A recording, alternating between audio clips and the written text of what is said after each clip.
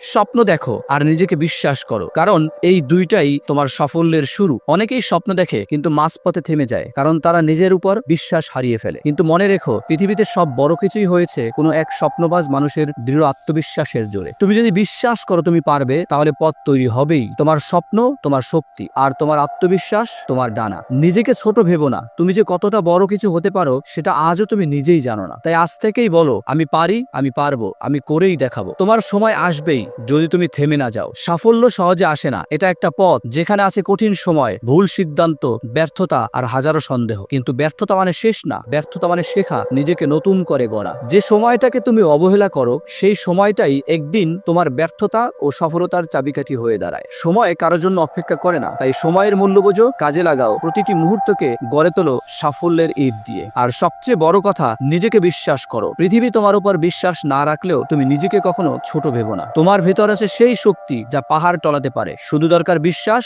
আর থেমে না যাওয়ার মানসিকতা। তাই আজ একটা প্রতিজ্ঞা করো, ব্যর্থতা এলেও আমি শিখবো, সময়কে কাজে লাগাবো, নিজেকে বিশ্বাস করব, আর সাফল্য পর্যন্ত থামবো না।